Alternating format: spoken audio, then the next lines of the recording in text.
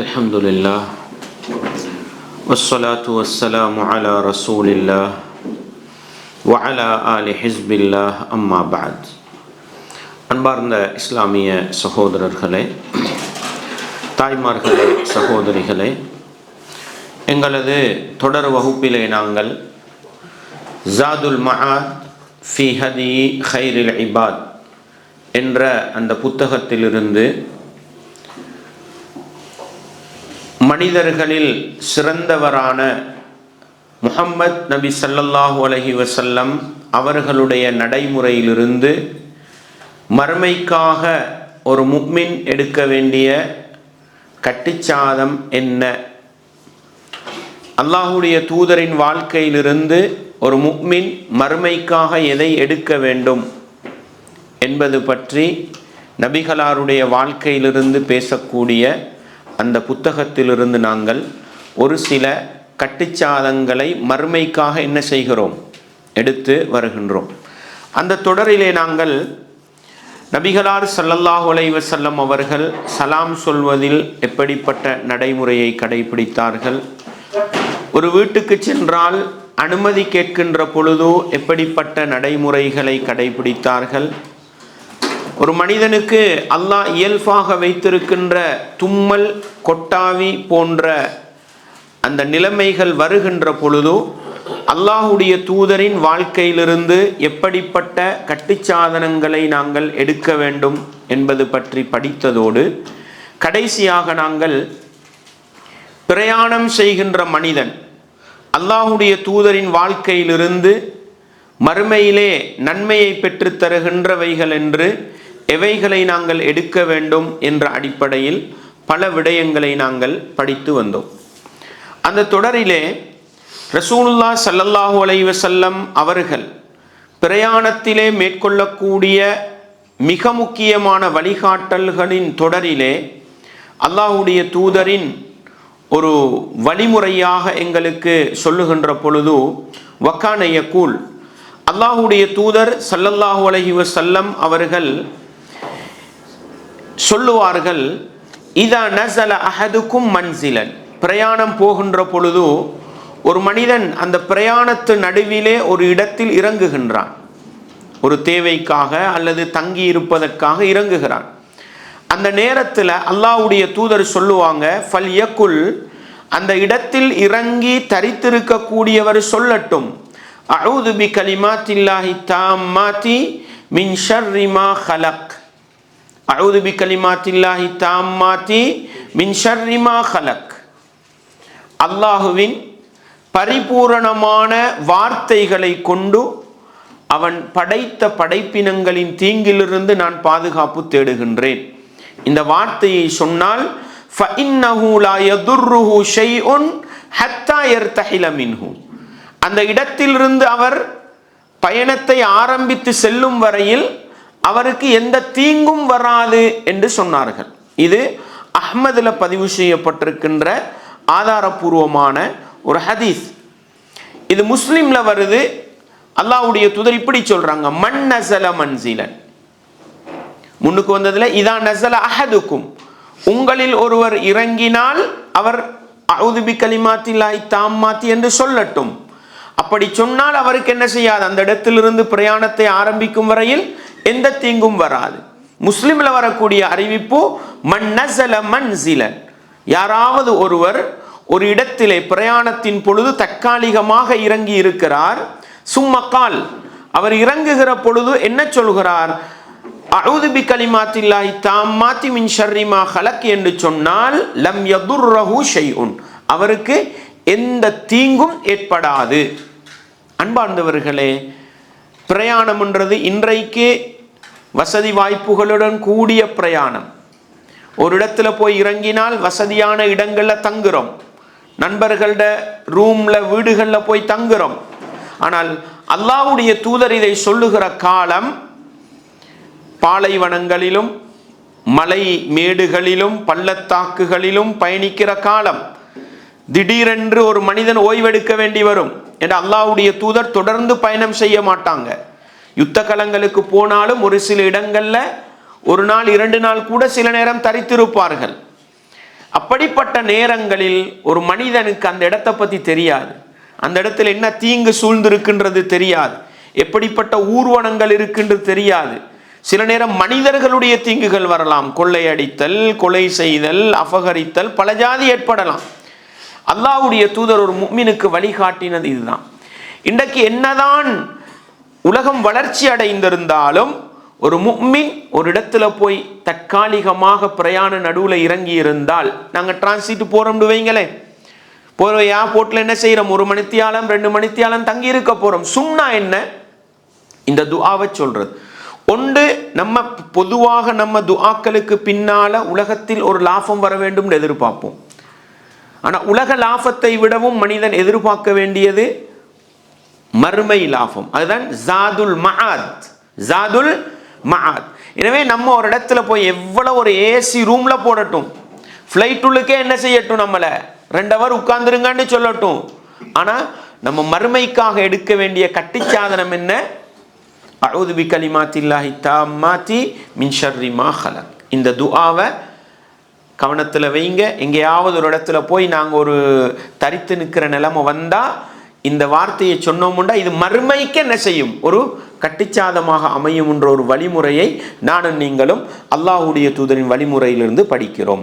வக்கான யகூல், ரசூலுல்லாஹ் ஸல்லல்லாஹு அலைஹி வஸல்லம் அவங்க சொல்லுவாங்க, இதா சாஃபரத்தும் ஃபில் ஹிஸ்பி, நீங்கள் பயணம் செய்கிற நேரம் பயிர் பச்சைகள் மேயும் தலங்கள் செழிப்பாக இருக்கிற காலமாக இருந்தால், மழைக்காலம், பொதுவாக மழைக்காலத்தில் பயிர் பச்சைகள் எல்லாம் அப்படி செழிப்பாக இருக்கும், அந்த காலத்தில் நீங்கள் பயணம் போனால் ஃபஅத்துல் இப்ல ஹக்கஹா மினல் அர்த், நீங்கள் பயணம் போகிற அந்த ஒட்டகத்துக்கு அந்த பூமியில இருந்து அதுக்கு கிடைக்கக்கூடிய உரிமையை கொடுங்க அப்படின்றாங்க.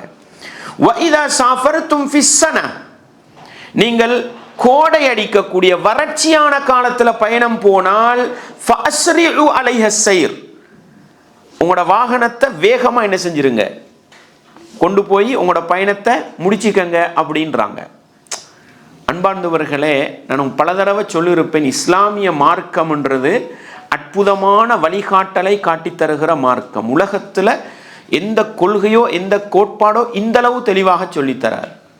நாங்கள் பயணம் போகிற காலம் பயிர் பச்சைகள் செழிப்பாக வளர்ந்திருக்கிற காலம்ண்டா நம்ம ஒட்டகத்தை பசியோடு கொண்டு போகக்கூடாது. நம்ம பயணம் போகணும், வேகமாக போகணும்னு அதுக்கு தின்னவும் கொடுக்காம குடிக்கவும் கொடுக்காம என்ன செய்யக்கூடாது, பயணம் போகக்கூடாது. அதுக்குன்னு ஒரு டைம் கொடுக்கணும், என்ன பண்ணுறதுக்கு, அது மேஞ்சி கல்றதுக்கு. வறட்சியான காலம் நம்ம டைம் எடுக்கக்கூடாது, ஏன் அது கஷ்டப்படும். வேகமாக போய் என்ன செஞ்சிடணும், அடைஞ்சுக்கோங்கன்றாங்க. எப்படி வழிகாட்டல்னு பாருங்க. இப்போ இன்றைக்கு இதில் நடைமுறை இல்லையா, இன்றைக்கு இதில் நடைமுறை இல்லையா? இன்றைக்கு நம்ம வாகனத்தில் போகிற காலம், நம்மட வாகனத்தில் ரிசோர்ஸ் சிஸ்டம் ஒன்று இருக்குது தானே, பெட்ரோல் இறங்கிட்டுது, முன்னுக்கு பெட்ரோல் செட்டு வருது, பெட்ரோல் பங்குண்டுவீங்கன்னு முன்னுக்கு வருது, அடுத்ததில் அடிப்போம் அடுத்ததில் அடிப்போம் அடுத்ததில் அடிப்போம்னு போய் இடையில நிற்கக்கூடாது. ஹைவேக்கு வாகனத்தை போட போகிறோம், நல்லா தெரியும் என்ன, பல கிலோமீட்டருக்கு அப்பால தான் என்ன செய்யும், செட்டு அம்புடுமுண்டா, பெட்ரோல் பங்க் அம்புடுமுண்டா, நம்ம என்ன பண்ணிக்கொள்ளணும், அதில் ஏறுறதுக்கு முன்னால் என்ன பண்ணிக்கொள்ளணும், நம்மட வாகனத்துக்கு கொடுக்க வேண்டிய தீனியை கொடுத்துக்கொள்ளணும். சில பேர் காலையில் வாகனத்தை எடுக்கிறது, அவங்க தண்ணி பார்க்கறது இல்லை, விளங்குது, அந்த வாகனத்துக்குள்ள சேஃப்டியை கொடுக்கறது இல்லை. அல்லாஹ்வுடைய தூதர் சொன்ன தீர்ப்போட்ட காலத்துக்கு தான். ஆனால் ஜவாமிஉல் கலிமுண்டுவோம். இப்போ நான் போன குர்ஆன் பாடத்திலையும் சொல்லியிருப்பேன், அல்லாஹ் ஒவ்வொரு சமுதாயத்திற்கும் ஒவ்வொரு வேதத்தை கொடுத்தான், அந்தந்த காலத்துக்கு ஏத்தளவு கொடுத்தான். இன்னைக்கு 1400 வருஷம் ஒரு நபி வரல, ஒரு வேதம் வரல. குர்ஆன் 1400 வருஷம் சில பேர் பழமைவாதம் எல்லாம் பேசுறாங்க முஸ்லீம்களை பார்த்து. அல்லாஹ்வுடைய தூதரின் வார்த்தை ஜவாமிஉல் கலீம்.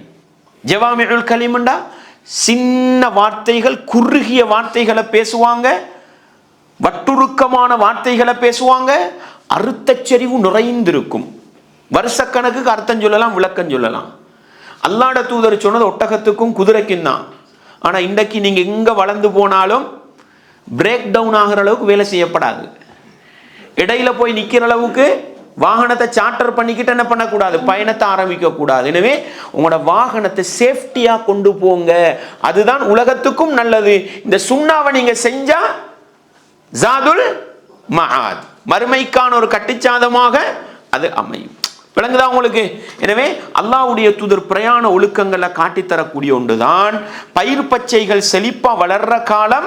நீங்க மிருகத்தை உண்ண பருக கொடுக்காம கூட்டிக்கிட்டு போகாம கொடுங்க. அப்ப அர்த்தம் என்ன? இன்றைக்கு நம்ம வாகனத்தை போகணும், வாகனத்துக்கு தண்ணீர் தேவையா, பெட்ரோல் தேவையா, ஆயில் பார்க்கணுமா, எல்லாம் பார்த்து சேஃப்டியா என்ன செய்யணும் வாகனத்தை. இது பாருங்க, நமக்கும் நலவு, நம்மளோட வாகனத்துக்கும் பாதுகாப்பு. சில பேர் இந்த ஆயில் குறிப்பிட்ட காலங்களில் சேவிஸ் பண்ணி மாற்றணும், இங்கே வந்து என்ன கராமா அடிச்சிருவாங்கன்றதுக்கு தான் மாத்துறது, வாகனத்துற நலவுக்கு இல்லை. அல்லாஹ்வுடைய தூதர் வாகனத்துற நலவை பாருங்கன்ற, நமக்கு நல்ல ஒரு வாகனம் இருக்கிறது பெரிய ஒரு அருள். விளங்குதா உங்களுக்கு? எனவே அந்த அருளை பாதுகாக்கிறதுக்கான ஒரு வழிகாட்டல் என்ன செய்யறாங்க, அல்லாஹ்வுடைய தூதர் எங்களுக்கு சொல்லித்தாராங்க. எனவே அல்லாஹ்வுடைய தூதர் சொன்னது எதுக்கு? ஒட்டகத்துக்கும் குதிரைக்கும் கழுதைக்கும் சொன்னாங்க. ஆனா இன்றைக்கும் எனவே 1400 வருஷத்தில் அல்லாஹ் குர்ஆனையும் அல்லாஹ்வுடைய தூதரின் வழிகாட்டலை நிப்பாட்டி வச்சுட்டு கியாமத்து வரைக்கும் என்ன புதுசி வந்தாலும் 114 சூறாவுக்கு தீர்வு இருக்கும், ரசூலுல்லாஹ்வுடைய ஹதீஸுக்கு தீர்வு இருக்கும். அதுலயும் ஒரு முஃமினுக்கு உலகத்துக்கு மட்டுமல்ல தீர்வு, மறுமைக்கான கட்டிச்சாதமும் இருக்கும்ன்றதுக்கான அழகான வழிகாட்டல்களை இதுல பார்க்கலாம். வஇதா அர்ரஸ்தும், நீங்க பயணம் போற நேரம் இரவையில் தரித்திருக்க வேண்டிய நிலை ஏற்பட்டால் ஃபஜ்தனிபு அத்துருக, பாதைகளில் தங்குவதை தவிர்த்து கொள்ளுங்கள்.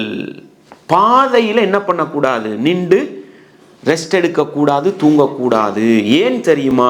ஃபஇன்னஹா துருகு தவாப், பாதைகள்ன்றது இரவையில காட்டுள்ளுக்கு இருக்கிற மிருகங்கள் ஊர்வனங்கள் பாதைக்கு வர ஆரம்பிச்சிடும். நான் அன்றைக்கும் உங்களுக்கு சொல்லிருப்பேன், அல்லாஹ் மிருகங்களுக்கு கொடுத்த அறிவு என்னண்டா, மனிதன் வாழ்ற இடத்துக்கு சும்மா போகாது, தவறி வந்தாதான். காட்டுள்ளுக்கு வாழ்றது காட்டுள்ளுக்கு தான் இருக்கும், டாய்லெட் உள்ளுக்கு இருக்கிறது டாய்லெட் உள்ளுக்கு தான் இருக்கும். விளங்குதா உங்களுக்கு? அது தவறி நம்ம வாழ்ற இடத்துக்கு வந்தாதான். அதனால இரவு நேரமாவிட்டா மக்களோட ஊசலாட்டங்கள் இருக்காது. அதனால என்ன செய்யும், காட்டுள்ளுக்குள்ளது ஃப்ரீயா சுத்த ஆரம்பிக்கும்.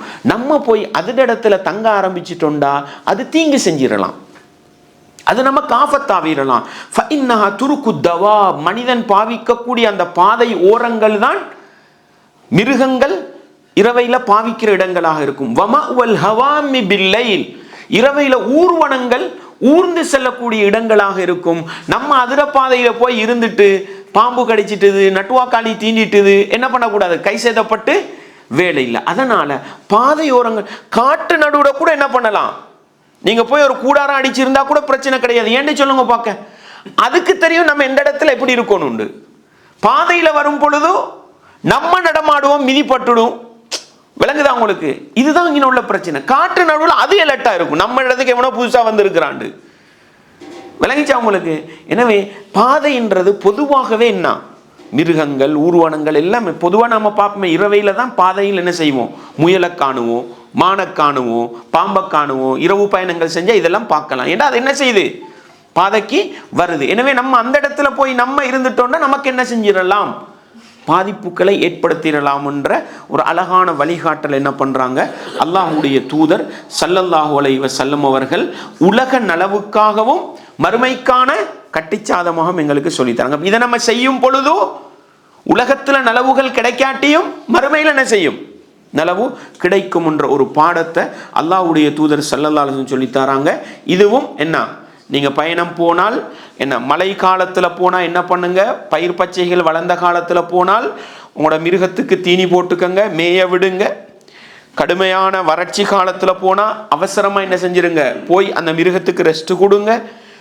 நீங்க இரவையில தங்க வேண்டிய நிலைமை ஏற்பட்டா என்ன செய்யாதீங்க, பாதையோரங்கள்ல தங்காதீங்கன்ற இது அஹ்மதுல பதிவு செய்யப்பட்டிருக்கிற அறிவிப்பாளர் தொடர் சஹீஹான ஒரு செய்தின்றதை நாங்க பார்க்கிறோம். அதே நேரம் அல்லாஹ்வுடைய தூதர் ஸல்லல்லாஹு அலைஹி வஸல்லம் அவங்க இரவுல பயணம் போய் சஹருடைய நேரத்தை அடைந்து கொண்டால் அதுலயும் அல்லாஹ்வுடைய தூதர் என்ன பண்றாங்க, குறிப்பிட்ட ஒரு திக்ரு சொல்றாங்க. எப்படின்னு சொன்னா, அபூ ஹுரைரா ரலியல்லாஹு அன்ஹு சொல்றாங்க, கான இதா கான ஃபி சஃபரின், அல்லாஹ்வுடைய தூதர் ஒரு பயணத்துல போய் வஅஸ்ஹர, சஹருடைய நேரத்தை அடைந்து கொண்டால் என்ன பண்ணுவாங்களாம்? யகூலு சமிஅ சாமிஉன் பிஹம்தில்லாஹ் வ ஹுஸ்னி பலாஇஹி அலைனா ரப்பனா சாஹிபனா வ அஃதில் அலைனா ஆஇதம் பில்லாஹி மினன் நார். இப்படி ஒரு துஆவை ரசூலுல்லாஹ் சொல்லி இருக்கிறாங்க. எங்க இது? சஹருடைய நேரத்துல, பயணத்துல இரவையில பயணம் பண்ணி சஹருடைய நேரம் வந்தால் இப்படி ஒரு துஆ அல்லாஹ்வுடைய தூதர் செஞ்சிருக்கிறாங்க. சமிஅ சாமிஉன் பிஹம்தில்லாஹ், அல்லாஹ்வுடைய புகழை கொண்டு துதிப்பதை செவிமடுக்க கூடியவன் செவிமடுத்து விட்டான். வஹுஸ்னி பலாஇஹி அலைனா, எங்களுக்கு சோதனைகள் நெருக்கடிகளை தந்து அதற்கு பொறுமை காக்கின்ற வலிமையை தந்த அல்லாஹ்வுடைய புகழையும் அவன் என்ன செய்து விட்டான்? செவிமடுத்து விட்டான். ரப்பனா, எங்கள் இறைவா, சாஹிபுனா, எங்களோடு நீ சேர்ந்து கொள், எங்களோட பயணத்தில் எங்களோட சேர்ந்து நீ எங்களுக்கு அருள் புரி. வஅஃதில் அலைனா, உன்னுடைய சிறப்பிலிருந்து கொடையிலிருந்து எங்களுக்கு தந்து விடு. ஆஇதம் பில்லாஹி மினன் நார், நரகத்திலிருந்து பாதுகாப்பு தேடியவனாக இந்த பயணத்தை நான் என்ன செய்கிறேன்? மேற்கொள்கிறேன். இந்த நேரத்தில் நான் துஆ ஓதுறேன் என்ற அந்த செய்தியை அல்லாஹ்வுடைய தூதர் என்ன செய்கிறாங்க? ஒரு துஆவாக எங்களுக்கு காட்டித்தாராங்க. எனவே நாங்கள் அப்படி இரவு பயணங்கள் மேற்கொள்றதாக இருந்தால் இந்த துஆவை என்ன செய்யணும்? நாங்கள் பாடமாக்கிக்கொள்றது, இல்லை பார்த்தோதுற நிலையாவது என்ன செய்யறது? உருவாக்கிக்கொள்றது. சில நேரம் அங்கே விமானத்தில் பயணம் போவோம், சுபகுக்கு முன்னால் தான் என்ன செய்யும்? வந்து இறங்கும்னா சஹருடைய நேரம் பயணத்தில் இருக்கிறோம். நாங்கள் அந்த நேரத்தை அடைந்தால் இந்த துஆவை என்ன பண்ணுறது? நம்ம சொல்லிக்கொள்றது. இதை சொன்னால் மறுமையில் எங்களுக்கு என்ன செய்யும்? ஒரு கட்டிச்சாதமாக அமையும், நன்மைக்கு வழிவகுக்கின்ற ஒரு பாடத்தை அல்லாஹ்வுடைய தூதரின் வழிமுறையிலிருந்து நாங்கள் படிக்கிறோம். இது முஸ்லிம்ல வரக்கூடிய ஹதீஸ். அதே போலதான் ரசூலுல்லாஹ் ஸல்லல்லாஹு அலைஹி வஸல்லம் அவங்க பயணத்தில் காட்டி தந்த ஒழுக்கங்கள்ல மிக முக்கியமான ஒன்றுதான் வகான யன்ஹா அன் யுஸாஃபிர பில் குர்ஆன் இலா அர்தில் அதுவி, விரோதிகள் உள்ள இடத்துக்கு குர்ஆனை எடுத்துக்கொண்டு பயணிப்பதை அல்லாஹ்வுடைய தூதர் தடுத்தார்கள். மகாஃபத அன் யனாலஹுல் அதுவு, விரோதிகள் அந்த குர்ஆனை என்ன பண்ணிடலாம்? ஏதாவது தீங்கை ஏற்படுத்தி விடலாம் என்ற அச்சத்தின் காரணமாக அல்லாஹ்வுடைய தூதர் விரோதிகள் உள்ள இடத்துக்கு குர்ஆனை எடுத்து செல்ல வேண்டாம் அப்படின்னு ஒரு தடை ஒன்று போட்டாங்க. அல்லாஹ்வுடைய தூதர் இஸ்லாத்தை பிரச்சாரம் செஞ்சு முடிக்கிற காலம், அல்லாஹ்வுடைய தூதர் மரணிக்கிற காலமும் மக்கா மதீனா அதை சுற்றி இருக்கிற ஒரு சில பகுதிகள் தான் என்ன இஸ்லாத்துக்கு இருந்தது. அதனால விரோதிகளுடைய தீங்குகளும் பாதிப்புகளும் அதிகமாக இருந்த காலம். எனவே நம்ம குர்ஆனை எடுத்துக்கிட்டு போய் ஒரு விரோதி அதை சேதப்படுத்துகிற நிலைமை வருமாக இருந்தால் அதனால் அல்லாஹ்க்கு எதுவும் குறைய போறதில்லை. குர்ஆனுக்கு பாதிப்பு வரும் பொழுது நாங்கள் என்ன செய்ய மாட்டோம்? பொறுக்க மாட்டோம். அந்த நேரத்தில் அது வீண் விளைவுகளையும் வீண் பாதிப்புகளையும் ஏற்படுத்துவதற்கு அது என்ன செய்யும்? காரணமாக இருக்கும். எனவே அல்லாஹ்வுடைய தூதர் என்ன பண்றாங்க? விரோதிகளோட இடத்துக்கு என்ன செய்யக்கூடாது? குர்ஆனை கொண்டு போகக்கூடாது. இன்றைக்கும் தான் நமக்கு நல்லா விளங்குது, இவர் இஸ்லாத்திர விரோதி, இவர கையில் குர்ஆனை கொடுத்தா என்ன செஞ்சிருவார்? எங்கட முன்னுக்கே குர்ஆனை கிழிச்சு போட்டுருவாரு, குர்ஆனை பற்ற வச்சு போட்டுடுவாருண்டா என்ன செய்யக்கூடாது? அல்லாஹ்வுடைய கலாமை கேவலப்படுத்துகிற இடத்துக்கு நம்ம என்ன செய்யக்கூடாது? குர்ஆனை கொண்டு போய் வைக்கக்கூடாதுன்ற ஆழமான பாடத்தை பிரயாணத்தில் அல்லாஹ்வுடைய தூதர் சொல்லி இருந்தாலும் இன்றைக்கு என்ன நடைமுறையில் இதை நாங்கள் மிச்சம் கவனிச்சுக்கணும். சில நேரம் சில ஏர்போர்ட்டுகளில் சட்டம் போட்டிருப்பாங்க, எந்த புத்தகமும் என்ன செய்யக்கூடாது? கொண்டு வரக்கூடாது. இப்போ நம்ம குர்ஆனை கொண்டு போக, அதை மற்ற புக்குகள் புத்தகங்கள்டா பிரச்சனை இல்லை, குர்ஆனை கொண்டு போக அதை அவங்க தூக்கி எங்கேயாவது வீசி விட்டாங்கண்டா நம்மளும் பொறுக்க மாட்டோம், வீண் பிரச்சனை, வீண் சர்ச்சை வரும். எனவே சட்டம் இருக்குதா, கொண்டாராதீங்கண்டா என்ன? அந்த இடத்துக்கு குர்ஆனை கொண்டு போகாமல் இருக்கிறது தான் என்ன நமக்கு ஆரோக்கியமானது. ஏன்? அல் குர்ஆன் கேவலப்படுத்தப்படலாம். இந்த மாற்று மதத்தவர்கள் இருக்கிற ஊர், முஸ்லிம்களை மதிக்கிறாங்க, குர்ஆனை கொண்டு வரதுக்கு அனுமதி தாராளமாக என்ன பண்ணலாம். எனவே சும்மா கொண்டு போக வானம் அல்லாஹ்வுடைய தூதர் சொல்லல. மகாஃபத அன் யனாலஹுல் அதுவு, விரோதிகள் அந்த குர்ஆனுக்கு என்ன செஞ்சிடலாம்? ஏதாவது தீங்கி ஏற்படுத்திடலாம்ன்ற அச்சம் இருந்தால் அப்படிப்பட்ட இடங்களுக்கு குர்ஆனோட பயணிக்கிறது என்ன அல்லாஹ்வுடைய தூதர் ஸல்லல்லாஹு அலைஹி வஸல்லம் அவங்க தடுத்த ஒரு காரியம்ன்றதை நாங்கள் பார்க்கலாம்.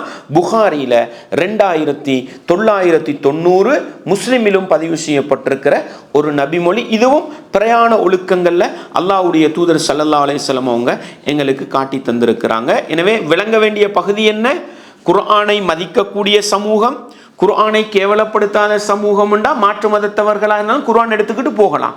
இந்த இடத்துக்கு குர்ஆனை கொண்டு போனால் உள்ளுக்கு கொண்டு போக விட மாட்டாங்க, குர்ஆனை பறிமுதல் செஞ்சிருவாங்க, அல்லது குர்ஆனை என்ன செஞ்சிருவாங்க, கேவலப்படுத்திடுவாங்கன்ற ஒரு அச்ச உணர்வு இருக்குமாக இருந்தால் அந்த மாதிரி இடத்துக்கு நம்ம குர்ஆனை கொண்டு போகாமல் இருக்கிறது தான் என்ன குர்ஆனுக்கு செய்ய வேண்டிய ஒரு கடமையும் அல்லாஹ்வுடைய தூதர் காட்டி தந்த ஒரு ஒழுக்கம்ன்றதையும் நாங்கள் இந்த இடத்துல படிக்கிறோம். அதே போல் அல்லாஹ்வுடைய தூதர் ஸல்லல்லாஹு அலைஹி வஸல்லம் அவர்கள் பிரயாணத்தின் பொழுது எங்களுக்கு காட்டி தந்த மிக முக்கியமான வழிமுறையில் ஒன்றுதான் வகான யன்ஹல் மர்அத அம் துஸாஃபிர பிகைரி மஹ்ரமின். அல்லாஹ்வுடைய தூதர் ஸல்லல்லாஹு அலைஹி வஸல்லம் அவர்கள் பெண்களை தடுத்தார்கள். எதிலிருந்து? அம் துஸாஃபிர பிகைரி மஹ்ரம், மஹ்ரம் இல்லாமல் பிரயாணம் செய்வதை தடுத்தார்கள். வலவ் மஸாஃபத பரீதின், ஒரு பரீது தூரமாக இருந்தாலும், கிட்டத்தட்ட 20 கிலோமீட்டர் அளவு தூரமாக இருந்தாலும் ஒரு பெண்மணி தனிமையில் பயணம் செய்யக்கூடாதுன்றது என்ன பண்றாங்க? தடுக்கிறாங்க. அன்பார்ந்தவர்களே, இது நானும் நீங்களும் படிக்க வேண்டிய ஒரு பாடம். யாருக்கு இது? பாருங்க, அல்லாஹ்வுடைய தூதர் ஸல்லல்லாஹு அலைஹி வஸல்லம் அவங்க எந்த அளவுக்கு சொல்றாங்க பாருங்க. யாருக்கு இந்த வழிகாட்டல்? லா யஹ்லுவன்ன ரஜுலுன் பிம்ரஅத்தின், ஒரு ஆண்மகன் ஒரு பெண்மணியோடு தனித்திருக்க வேண்டாம். வலா துஸாஃபிரன்ன இம்ரஅத்துன், இந்த வலா துஸாஃபிரன்ன அப்படின்றது அரபு மொழியில உறுதிப்படுத்தப்பட்ட வாசகம். வலா துஸாஃபிரன்ன, போகவே வேண்டாம், சும்மா போகவானம்ன்றதல்ல, போகவே வேண்டாம். இம்ரஅத்துன், ஒரு பெண்மணி, இல்லா வமஅஹா மஹ்ரம், அந்த பெண்ணோடு ஒரு மஹ்ரமியத்தான உறவு இல்லாமல் அவள் பயணம் போகவே வேண்டாம். ஃபகால ரஜுலுன், ஒரு மனிதர் எழும்பி கேட்கிறார். ஃபகால யா ரசூலல்லாஹ், அல்லாஹ்வின் தூதரே, உக்துதிபுது ஃபி கஸ்வதி கதா வ கதா, என்னுடைய பெயர் இன்னென்ன யுத்தங்களுக்கு எழுதப்பட்டிருக்கிறது. வஹரஜத் இம்ரஅதி ஹாஜ்ஜா, என்னுடைய மனைவி ஹஜ் செய்வதற்காக வெளியேறி செல்லுகின்றாள். அல்லாஹு அக்பர். இவர் யுத்தங்களுக்கு பேர் கொடுத்திருக்கிறாரு, மனைவி ஹஜ்ஜிக்கு போக போறாங்க. கால ذهب فحج مع امرأتك, நீங்க போங்க உங்களோட மனைவியோட ஹஜ்ஜி கடமையை நிறைவேற்றுங்கன்றாங்க. அன்பார்ந்தவர்களே, அல்லாஹ்வுடைய தூதர் ஹஜ்ஜிக்கு போற காலம் மக்காவுக்கும் மதீனாவுக்கும் இடையில பாதுகாப்பான காலம். மக்காவுக்கும் மதீனாவுக்கும் இடையில எந்த அச்சமும் இருக்கல, பாதுகாப்பான காலம். அந்த காலத்துல தான் அல்லாஹ்வுடைய தூதர் சொல்றாங்க, நீங்க யுத்தத்துக்கு வர தேவையில்ல, போய் மனைவியோட என்ன பண்ணுங்க, ஹஜ் பண்ணுங்க. இந்த நபி மொழிகளைத்தான் நானும் நீங்களும் விளங்கணும். இன்றைக்கு நாங்க என்ன சொல்றோம்? பாதுகாப்பான காலம், பெண்கள் கூட்டத்தோடு போற. அந்த காலத்துல தனியவா போனாங்க? மக்காவுக்கும் மதீனாக்கும் இடையில 5 பேர் 10 பேர் சேர்ந்து தான் போவாங்க, கூட்டம் கூட்டமா தான் போவாங்க. பாதுகாப்பு ஏன் ரசூலுல்லாஹ் சொன்னாங்க, தனியா பயணம் போவான போன கிழமை படிச்சோம் தானே நாங்க. எனவே தனியா பயணம் போகல, கூட்டமா தான் போவாங்க. ரசூலுல்லாஹ்வுடைய கடைசி காலம் மக்கா மதீனாவுக்கு இடையில் பாதுகாப்பான காலம் தான். அந்த காலத்துல கூட அல்லாஹ்வுடைய தூதர் என்ன சொல்றாங்க, நீங்க யுத்தத்துக்கு வர தேவையில்ல, மனைவியோட போய் ஹஜ்ஜி செய்யுங்கன்னு சொன்னால், ஹஜ்ஜி வணக்கத்துக்கு கூட, அதுவும் பல பேரோடு சேர்ந்து பயணிக்கிற பயணத்தில் கூட ஒரு பெண்மணி தனக்கென்று ஒரு துணை இல்லாமல் என்ன செய்யக்கூடாது, போகக்கூடாது. தனக்கு ஒவ்வொரு பெண்மணிக்கும் மஹரமியத்தான உறவு பாதுகாப்புக்கு இருக்க வேண்டும் என்கிற வழிகாட்டலை அல்லாஹ்வுடைய தூதர் ஸல்லல்லாஹு அலைஹி வஸல்லம் சொல்லித்தராங்க. இது புகாரில 3006வது இலக்க செய்தி. இதை பாருங்க, ரசூலுல்லாஹ் ஸல்லல்லாஹு அலைஹி வஸல்லம் எந்த அளவுக்கு சொல்றாங்க. சில அறிவிப்புகள்ல வருது, லா துஸாஃபிரன்ன இம்ரஅத்துன் துமினு பில்லாஹி வல் யௌமில் ஆகிர், அல்லாஹ்வையும் மறுமையையும் நம்புகின்ற பெண்மணி 3 நாள் பிரயாண தூரம் அளவு பயணிக்க வேண்டாம். இன்னும் சில அறிவிப்புல அல்லாஹுவையும் மறுமை நாளை நம்புகின்ற ஒரு பெண்மணி 2 நாள் தூரம் அளவு பயணம் போக வேண்டாம். இன்னும் ஒரு சில அறிவிப்புகள்ல ஒரு நாள், ஒரு பகல், ஒரு இரவு கொண்ட ஒரு நாள் பயண தூரம் அளவு போக வேண்டாம். இந்த ஹதீஸ பேசுகின்ற குர்ஆன் சுன்னாவுடைய அறிஞர்கள், இன்றைக்குள்ள அறிஞர்கள் மட்டுமல்ல, இந்த 1400 வருட கால பகுதியில் மார்க்கத்தை போதித்த அறிஞர்கள் என்ன சொல்றாங்க? இந்த 3 நாள் என்றதும் 2 நாள் என்றதும் 1 நாள் என்றதும் இது அளவை தீர்மானிப்பதற்கு வந்ததல்ல. 3 நாள் பயணம் தூர அளவு போனாதான் மஹரமோட போகணும் அப்படின்றதுக்கு வந்ததல்ல. இது ஒவ்வொரு மனிதருடைய சந்தர்ப்பத்துக்கு அல்லாஹ்வுடைய தூதர் சொன்னதை அல்லாமல் பொதுப்படையாக அல்லாஹ்வுடைய தூதர் சொன்னது என்ன? லா துசாஃபிரன் அம்ரஅத்துன், பொதுப்படையா சொன்னாங்க, ஒரு பெண்மணி பயணமே போக வேண்டாம். எனவே அந்தந்த ஊர்ல அந்தந்த நாட்டு வளமைப்படி பயணம் என்பது எதையெல்லாம் அடக்கி கொள்ளுமோ அந்த எந்த பயணத்திலும் என்ன செய்யக்கூடாது. ஒரு பெண்மணி மஹரமியத்தான ஆண் துணை அல்லது கணவன் என்ற துணை இல்லாமல் பயணம் போகக்கூடாதுன்ற சட்டத்தை நானும் நீங்களும் மறந்துடப்படாது. இதில் அல்லாஹ்வுடைய தூதர் சொல்லக்கூடிய ஒரு வார்த்தை என்ன? அல்லாஹுவையும் மறுமை நாளை நம்பிய பெண்மணி. யாருக்கு சட்டம்? உலகம்தான் வாழ்க்கை, அவங்களுக்கு சட்டம் கிடையாது. நினைச்ச மாதிரி வாழ்ந்துட்டு போங்க. அல்லாஹ்வை நம்பி நான் மறுமைக்காக வாழ்றவனுக்கு நான் தனியே போக மாட்டேன். தாய்மார்களே, சகோதரிகளே, நாங்கள் அல்லாஹ்வை நம்பினவங்க, மறுமைக்காக வாழ்றவங்கண்டா நாங்கள் அல்லாஹ்வை பயந்து என்ன செஞ்சுக்கணும்? ஜாதுல் மஆத், எங்களுடைய மறுமை வாழ்க்கைக்காக அல்லாஹ்வுடைய தூதரின் வாழ்க்கையிலிருந்து பெறுகின்ற கட்டிச்சாதம், நான் அல்லாஹ்வை நம்பியவன், மறுமையை நம்பி வாழ்பவன்.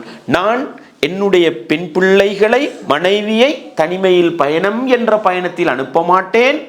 தாய்மார்களே, சகோதரிகளே, நான் அல்லாஹுவை நம்புவவன், மறுமையை நம்புவன் என்றால் நான் எனக்கு மஹரமிய துணை இல்லாமல், கணவன் பக்கத்திலே இல்லாமல் பயணம் போக மாட்டேன் என்று நாங்கள் முடிவெடுத்தால் மறுமையிலே வெற்றி பெறக்கூடிய நிலைக்கு மாறலாம். அன்பார்ந்தவர்களே, அறிஞர்கள் எந்த அளவுக்கு பேசியிருக்கிறாங்கன்னு சொன்னா, மாலிகி மதுஹபுல மட்டும் சொல்றாங்க, மாலிகி மதுஹபுல மட்டும் சொல்றாங்க, ஒரு பெண்மணி பாதுகாப்பான பெண்கள் கூட்டத்தோடு என்ன பண்ணலாம்?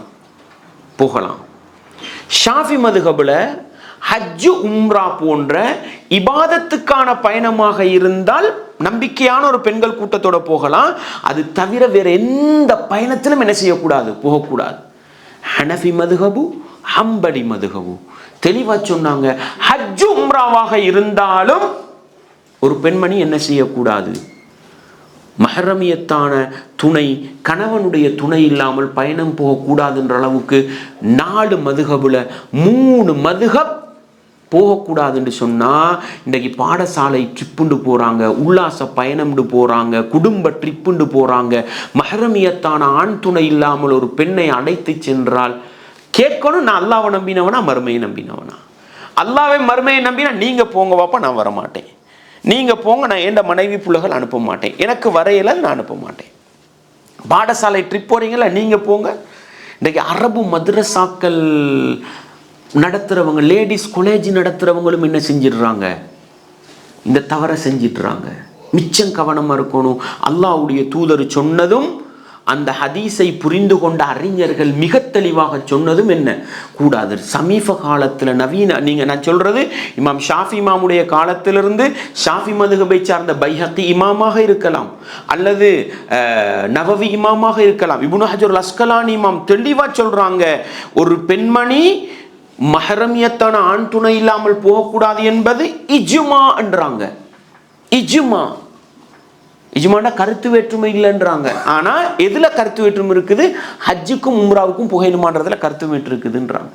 சமகால அறிஞர்கள் அல்பானி இமாமுடைய கருத்து அல்லாஹு அக்பர் மிக தெளிவாக சொல்கிறாங்க. ஷேக் பின் பாஸ் ரஹிமவுல்லா, ஷேக் உசைமீன் ரஹிமவுல்லா மிக தெளிவாக சொல்கிறாங்க, அல்லாஹ்வுடைய தூதர் ஹஜ்ஜிக்கு போற நேரமே, அன்றைக்கு கூட்டத்தோடு போனாலும், பாதுகாப்பான காலத்துல போனாலும், யுத்தத்துக்கு போனவரை நீங்க யுத்தத்துக்கு வர தேவையில்ல, மனைவியோட போங்கன்னு சொன்னா எப்படி ஹஜ் உம்ராவுக்கு போகலாம்? ஹம்பலி மதுஹபுடைய சட்டம் என்ன?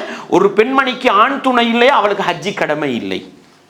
எவ்வளவு பணக்காரியாக இருந்தாலும் பரவாயில்லை, ஆண் துணை இல்லையா ஹஜ்ஜி கடமை இல்லை, ஆண் துணை வரும் வரைக்கும் அவள் என்ன செய்ய வேண்டும், எதிர்பார்த்திருக்க வேண்டும் என்று சொல்ற அளவுக்கு சட்டம் பலமானது. எனவே உல்லாச பயணங்களுக்காக இஸ்லாமிய வரம்பை மீறி பெண்கள் தனிமையில் ஆண் துணை இல்லாமல் பயணம் செய்யக்கூடாது.